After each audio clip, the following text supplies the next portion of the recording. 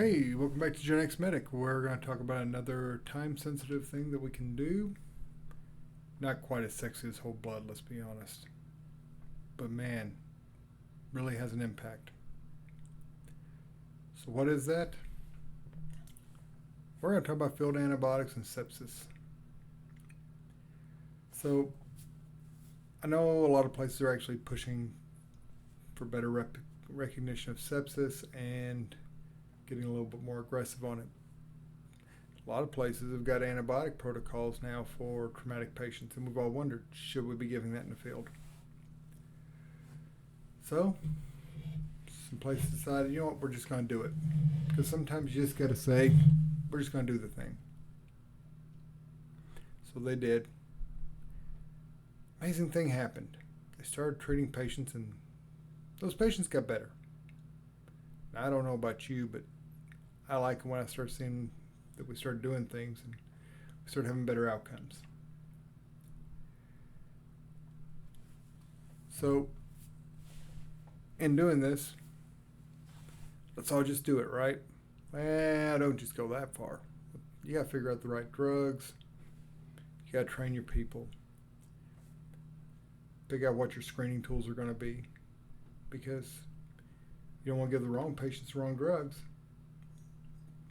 You want to make sure you're getting on top of the right things, doing the right things. Because I don't know about you, but anything that's decreasing mortality, I want to do it, and I want to do it right. And you also understand when you start doing new things, you're going to face pushback. You're going to have the doctors who don't want you doing it, especially infectious control. Infectious control doctors are going to not be happy because sometimes they're not going to get their blood cultures in time. They're big on that. And it's important from their perspective, but I don't think a patient's going to be upset if they live and the infectious control doctor didn't get the blood culture immediately. Maybe they didn't get the antibiotic that was specified for them. If the broad spectrum antibiotic knocked it out and their patient lives, I'm pretty sure the patient's going to be okay with that. And I understand it's just like anything else. With sepsis, you can't just treat one thing, you're going to treat multiple things. Because they're going to be tachycardic, they're going to be dehydrated, they're likely going to be hypotensive. And you've got to get on top of that. And you got to get on your pressors. Don't be afraid. Get some fluids or plasma, whatever you've got available. Once more, I'm big on blood products. Whatever you can get, you can get. Let's talk about it. Now, push dose epi. You need the push dose epi. Learn to give it. There's plenty of videos out there. I'll probably get one and add it into the description here. Why? Push dose epi works. It's quick. And it's really good in sepsis patients.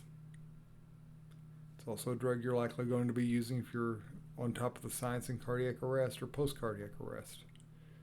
So it makes it easier to remember what to do, when to do it, how to do it.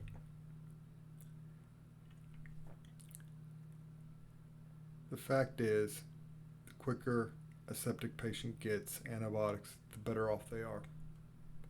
The fact is, getting a septic patient's blood pressure back up to normal improves their outcomes. In the end, if we're not improving outcomes of patients, we're not doing our job. It's not just grab the patient and get them over to the hospital. It's work the patient where you find them. Do the job you need to do where you're at. The days of just scooping and running to the nearest ER are over. They've been over. And those people who still advocate for that need to realize they're not helping. Your patients aren't winning. You're not winning. And I don't know about you. I like winning.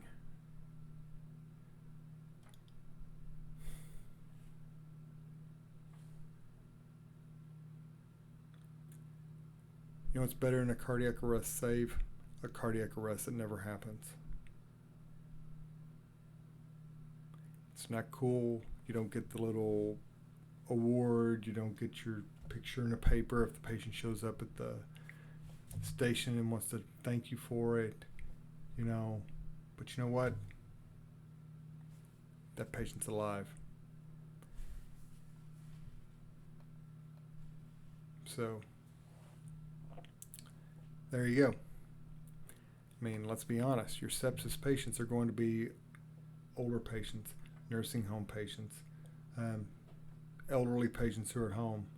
Going to get IV drug users are going to get septic because of using dirty needles.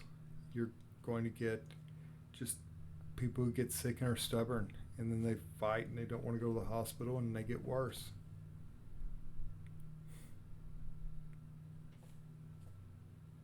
And these are patients that we can fix. So, how do we deal with the complaints from infectious disease? That's simple. You've got an IV. Man, let them just get get that blood quicker at the hospital. So, and once more, how much sooner will they get it in the field versus get it in the hospital? 10-minute ETA. Reasonable ETA in most cities. It's probably going to save 35, 40 minutes. Think how long it takes to get a patient registered, the doctor to get in there, them to place the orders. And most of the antibiotics aren't in the ER. A lot of them are. They're going to have to come up from pharmacy.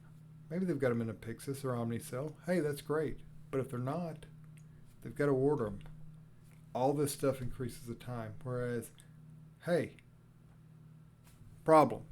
Got the IV. Do it right here before we even leave. There you go. Decreasing, 4 or 5 percentages on your points on your mortality. Hey, that's a win, right? That's going in the right direction. All because it took an extra 3 or 4 minutes to do your job right.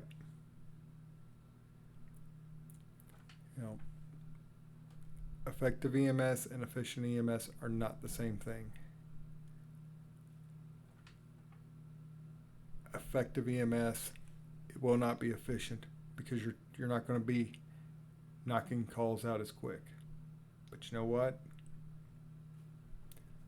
Your boss isn't going to complain if he gets to bump that billing up to ALS 2 billing code. He'll be happy. Your patient's alive, possibly has a shorter hospital stay. They're happy. You did something that helps their patient. It was fun. You're happy. I mean, what's the lose here? I mean, maybe we need to look at new deployment strategies. I'm going to talk about that. Maybe we need to look at other ways to cover those inefficiencies for effectiveness. But let's talk about it. But in the end, if our outcomes are getting better, our patients are doing better, I think we can live with that. I know I can. I know our patients can. So hey, this is Gen X Medic. As usual, like, share, subscribe, do all those YouTube things. I appreciate it. Also, nothing I say here necessarily represents my employer, any organizations that I may be affiliated with. This is just a little bit of science and data that I picked up at a big conference. Learned a lot. And turns out, just another way we as providers can do good. I think we all want that. Thank y'all. Have a good day.